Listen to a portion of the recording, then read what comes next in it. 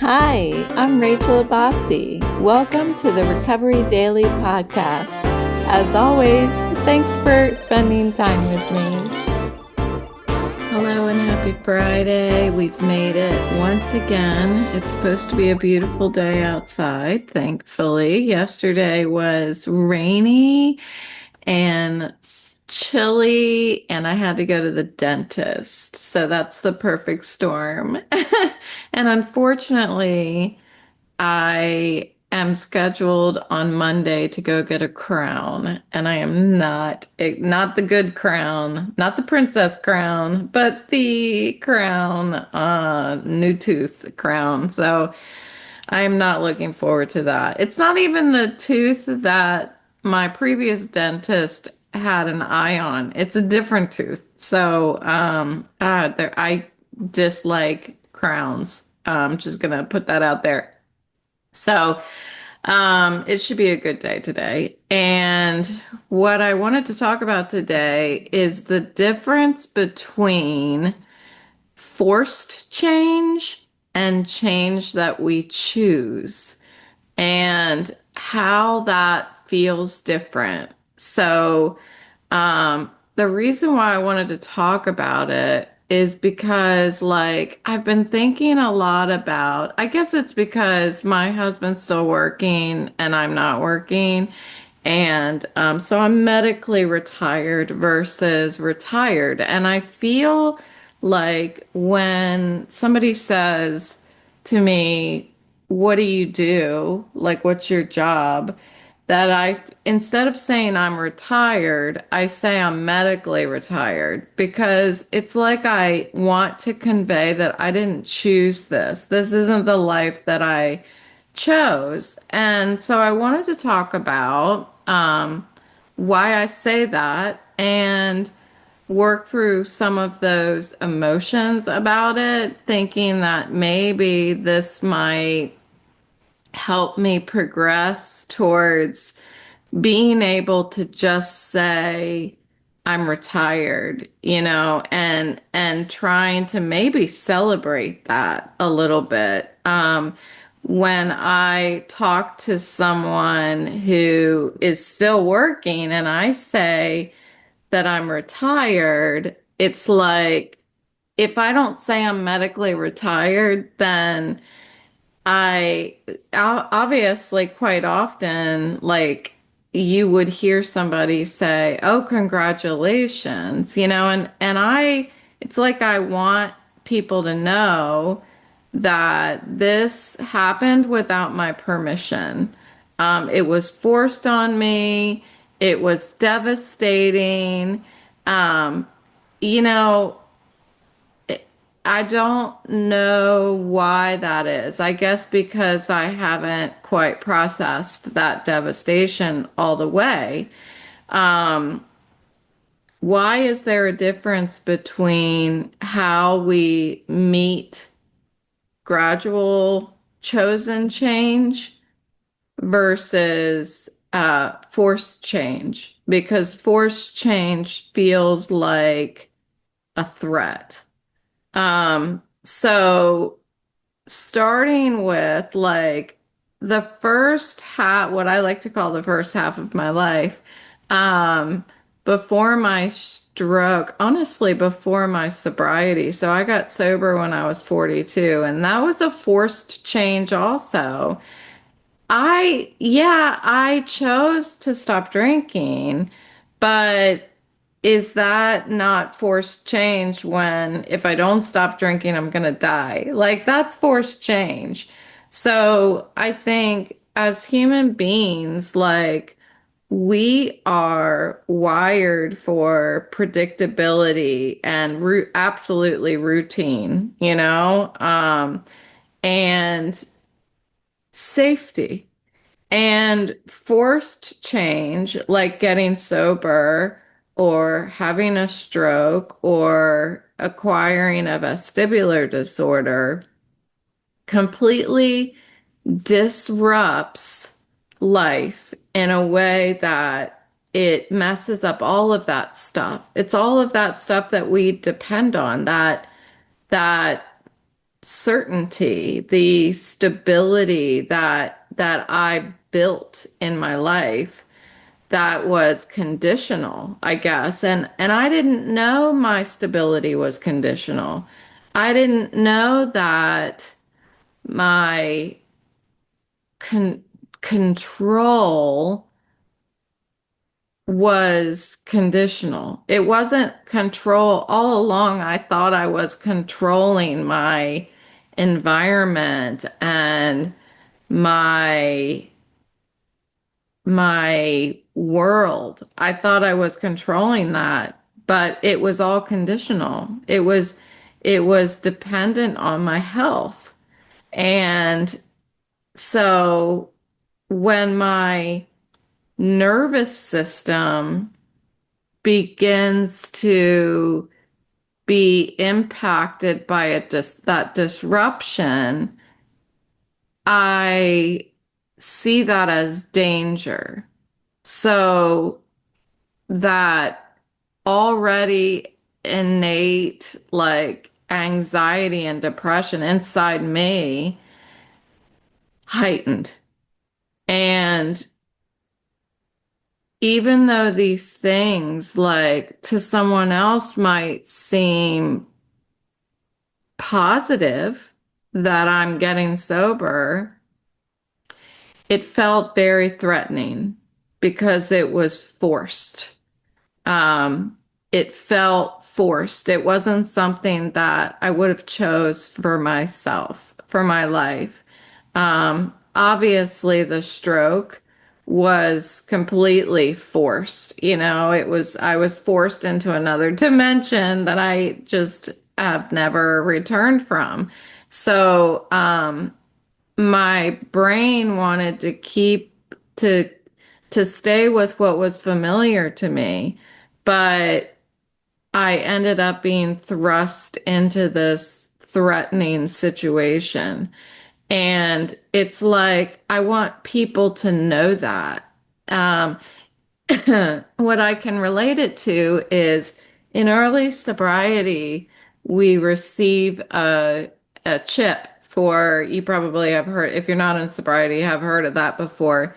We receive a chip for every month that we're sober. And then when you're sober past a year, you get an 18-month chip. And then after that, you only get you only get a chip every year for being sober. And I remember, and I've heard people share this, that once I was a year sober, it was like, I'm looking forward to that 18-month chip, but I'm kind of feeling a little like, what the heck? I don't get to celebrate me every month. It's like, I want to celebrate the fact that I'm living life uh, in this sober way, yet, the person beside me who is not an alcoholic does not get to celebrate living life this way. Like, I'm living life normal now, right? Quote unquote normal. The person beside me doesn't get at a girl every month when they, oh, you lived another month without screwing up your life. Here's a present, so once we get through the first year and 18 months, and then we get to this stage where we're only celebrating living life without screwing it up every year, um, it's different. And early on, like, I didn't tell everybody that I was an alcoholic. I certainly not the way that I do now. I wasn't publicly talking about it like I do now.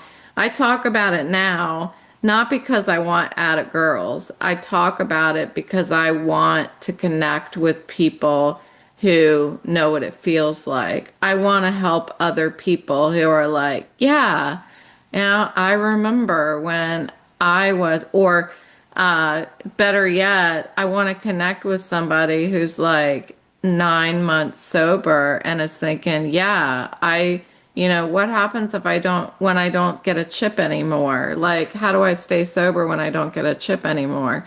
And so talking about what that feels like is important to me because in early sobriety, I needed to hear what it felt like for other people to be at the place in life, in sobriety, in recovery that I was. So that's why I also wanted to talk about what it feels like to be medically retired because there is most likely other people out there that are feeling the same way. And that's important to me to be able to connect with other people about what it feels like to be grieving, like having this invisible grief when other people may look at your life as, wow, I wish I could do that. I wish I could not have to work and paint, you know? Um, it's it's different when I didn't choose to do that. Like, I know it sounds like when I'm listening to myself, it's like, yeah, it seems really nice. I don't work and I paint. But keep in mind that I have a headache all along. It's like I want people to know that. So I have this invisible grief, and I'm grieving I'm grieving the abilities that I used to have. I'm grieving the independence that I used to have. Excuse me, everything's waking up in my esophagus. Sorry. So, speaking of independence that I used to have, this Saturday, tomorrow, is it's called the Spring Open Market in my neighborhood. And so it's a craft show and it's 1.7 miles from my house. It's too far for me to walk. I'm shaking my head because unfortunately, my ride is going to be somewhere else and is not, has other plans, and I'm not going to be able to go. My ride, meaning my husband. So I'm I've been trying to figure out, is there a way that I can go? So I was going to ask my one friend that I've made in the neighborhood and ask if she was interested in going to see if I might be able to get a ride. And I found out through her company's uh, monthly newsletter that she's going to be selling her book there. So she's already going to be there. So I can't get a ride. So I'm learning how to let go of that. But really, what I'm doing is I'm grieving. I'm grieving the independence. I think if only I could ride a bike, but I can't ride a bike. My disability makes me sick. Like walking is bad enough. Riding a bike is no different than riding in the car. Like I have to shut my eyes. And I haven't tried to ride my bike with my eyes shut, but I'm thinking it's not going to work. So I'm grieving that. I'm grieving the simplicity that I used to have, like that I used to be able to want to do something and do it. It was that easy. And today it's like I'm dependent on another person to be able to do things that I want to do. And I'm grieving the future that I imagined for myself. So the hard part about medical retirement, about developing a disability, about stroke recovery, vestibular recovery, um, and even sobriety is that other people, the people around us, don't see what we lost, or they may not see what we've lost. Our loved ones will see what we've lost, but those losses are invisible and they're constant. So I'm not only grieving what was, I'm grieving what could have been while I'm also managing my thoughts between my ears about, trying to not feel self-pity and trying to all along manage a chronic pain that doesn't go away. So I don't necessarily want to share with people how hard it is. And when I think about like talking about my difficulties, I immediately think about life is a lot worse for other people who have had a stroke and can't walk, who, like I start thinking, well, you can't complain about what's going on in your life because there's so many people who have it a lot worse. That's what I think about. So it's what I'm trying to explain is this constant battle that I have where I'm grieving the forced change. I want people to understand by saying, I'm medically retired. Hey, hey, hey, I'm medically retired. I didn't choose this. Um, I want people to understand it, but I don't want to complain. I don't want to look like I have self-pity. So I'm trying to have people understand this unexplainable purgatory that I feel like I'm living in right now. And I believe wholeheartedly that I'm not always going to stay in this mind space that I am right now, but I'm trying to constantly search for reasons to explain what I'm going through, but without making it look like I'm complaining or I'm trying to reason out how my life can be okay this way for the rest of my life.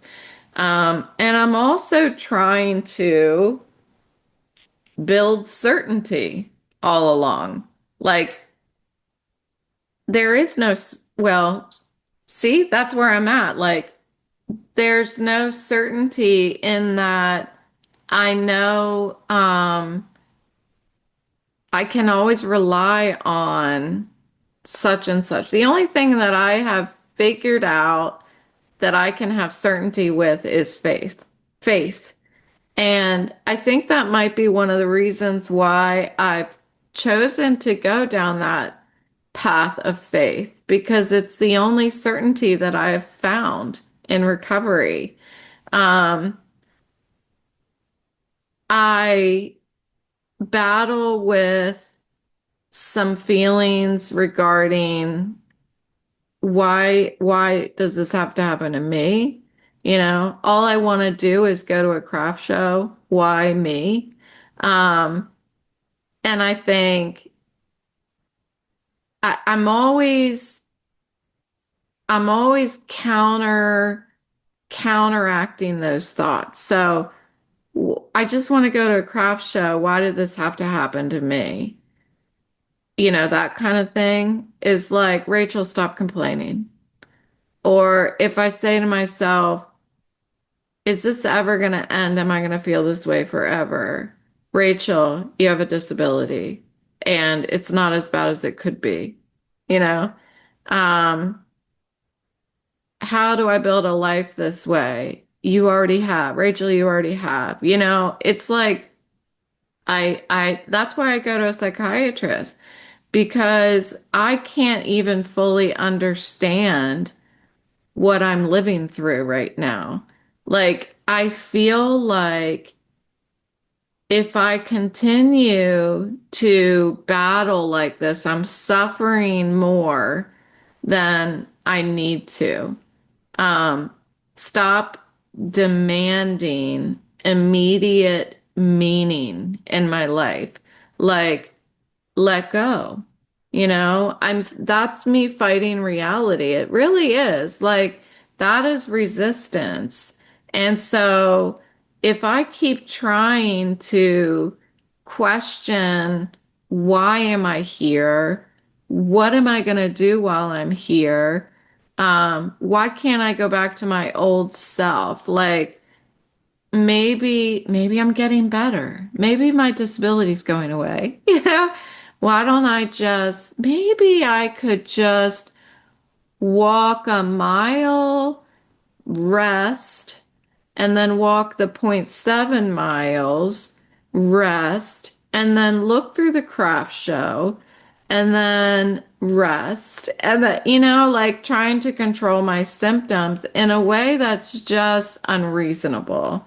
That is just making me suffer more. So I was talking to my husband last night. I was like, I need to just abort it, meaning like mentally abort the whole craft show thing instead of trying to push harder against something that is not going to work.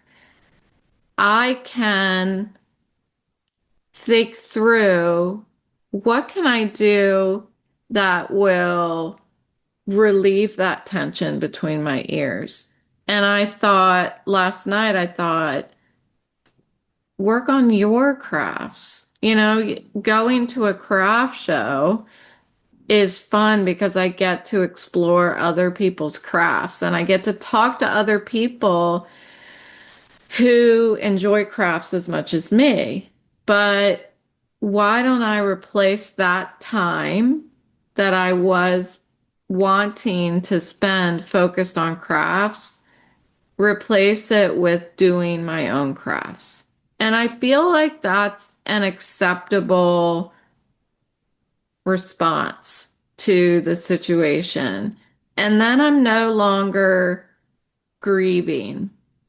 I'm no longer trying to force something that is just not healthy for me. So there is the tension that I've been feeling is between really acceptance and denial. And it seems like such a simple thing that I'm talking about if I back up and I just say, I want to go to a craft show and I can't go. But it's it's there's something bigger there. There's an emotion that these types of situations like elicit in me, and I want to talk about it so that I can learn better how to release that tension between acceptance and denial. Like, fighting reality is absolutely exhausting. It's more exhausting to fight reality than to deal with reality. So the forced change, I think it it creates fear and it creates discomfort, like fear of being dependent on others, fear of losing my identity. And I don't like to call it identity. I've mentioned that a lot recently because I feel like I've never lost my identity. I don't know that identity is the right word. It's really what I can do, not who I am. But I get it. I get that fear of losing identity and fear of never improving and fear of what the future holds. It's like there's that catastrophizing. Well, if I can't go to this craft show, then I'll never be able to go to a craft show again, and that fear then narrows my life and I start feeling isolated. Um, and then my nervous system is just like constantly braced for danger. So, it's interesting to me. It seems like as I talk about as I talk about it, it seems like so blown out of proportion. But it's so important for me to talk about what it feels like because it it feel there's a lot of feelings in there and it's hard to talk about it because as soon as I start talking about it, if I talk about it with somebody who can respond to me, see, you guys can't respond to me. I'm just talking at you. If I'm talking to somebody who can respond to me, I don't want to hear what they have to say. I don't want somebody to say, things aren't so bad, Rachel. Look at the bright side, Rachel. I really need to talk out what I feel like. And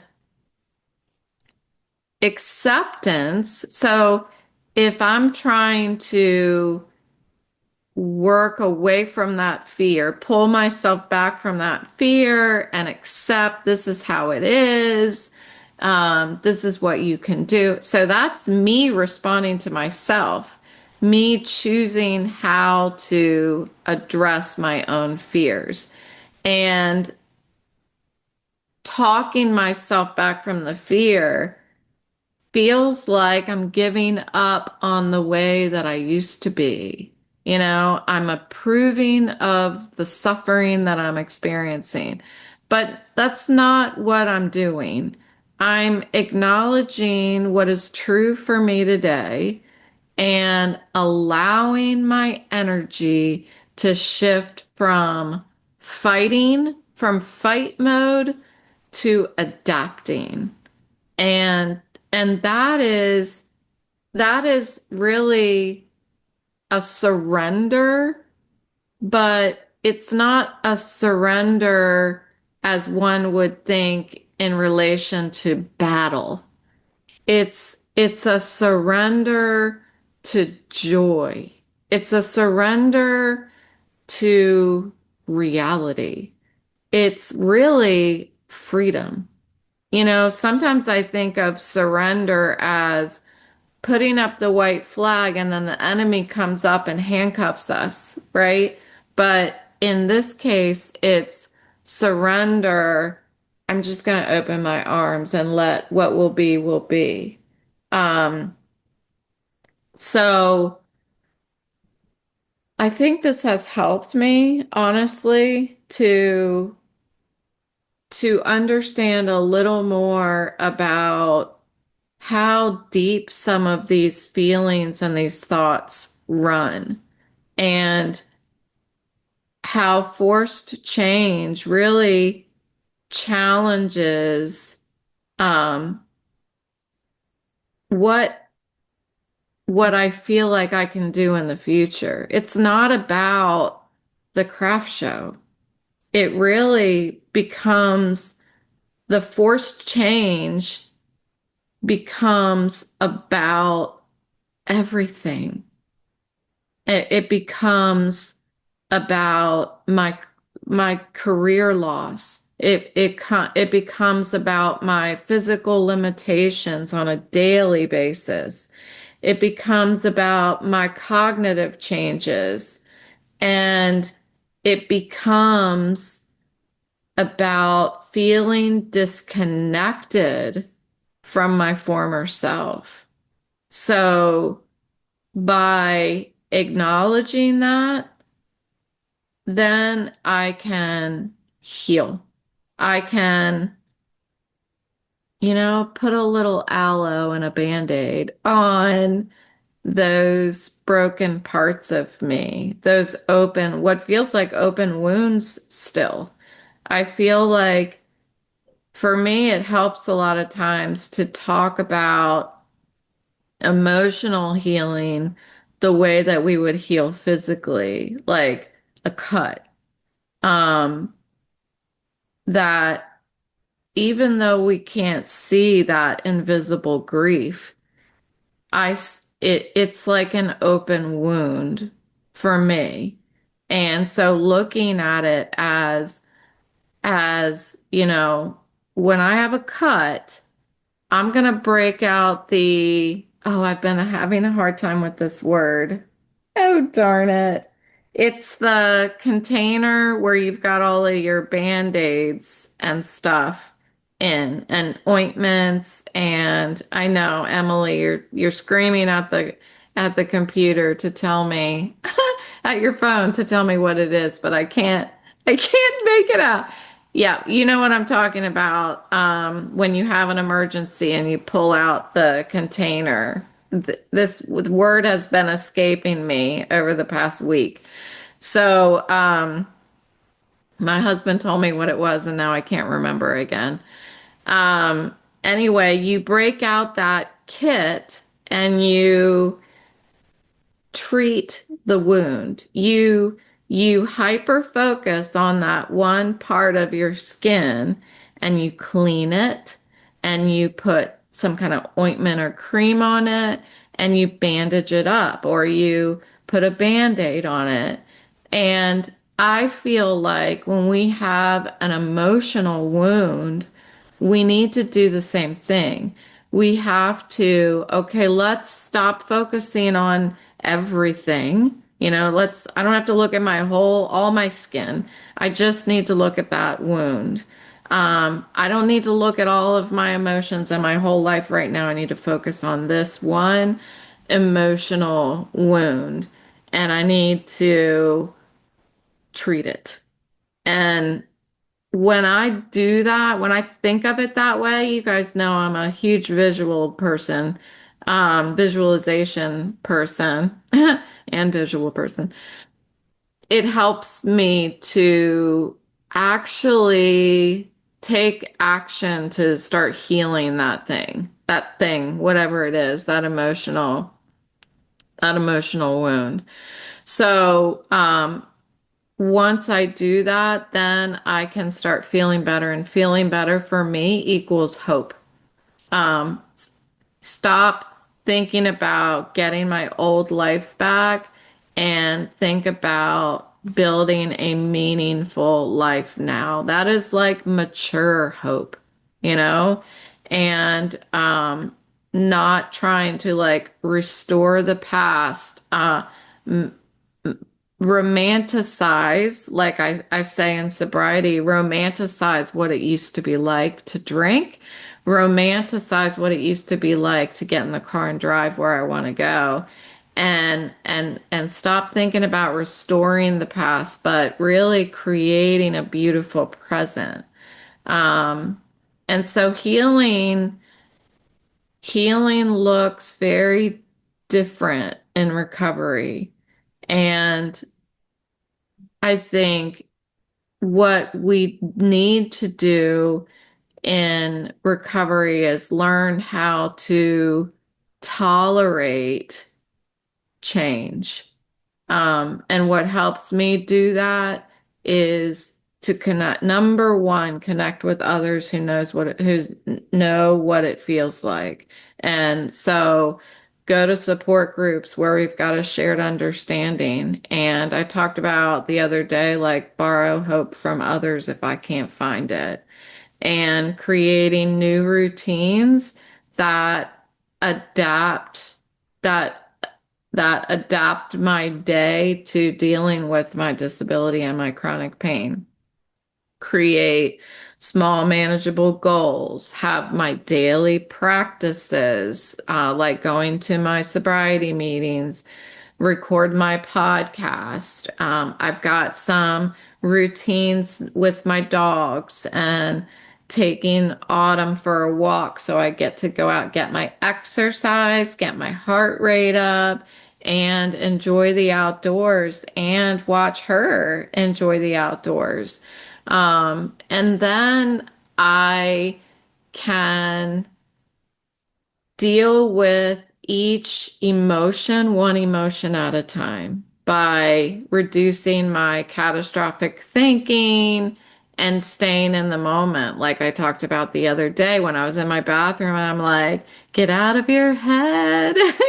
and staying in the moment. And that takes a lot of work. But my sobriety program has really been incredible at giving me the tools that I need to address that thinking. And that's what my meeting was about this morning. At least that's what I heard this morning was about our thinking problem. And when I can get honest, excuse me, when I can get honest and share about how some of these feelings really explode within me, I can, and be honest about that, I can transform it, transform that suffering into meaning, and then these forced change, these things, these I can'ts become more tolerable, really. So there's a lot of gifts that come, I realize, with slower living and having more time for gratitude and getting to be more deeply connected to other people and having a stronger faith and greater empathy for other people. So the forced change, the I'm medically retired, like there's a lot of gifts that I've received. And I think that acknowledging that here right now today, that's probably one step closer to me being able to start saying I'm retired instead of feeling like I have to say I'm medically retired because it's a forced change and I want everyone to know that I did not create this life. This is what God created. My life that I was going to create. I mean, come on. This is the life that I have, and this is the life that I need to continue to adapt to and accept. And I think it's been really helpful to talk about how that feels. So thanks for listening today, and I will talk to you next time.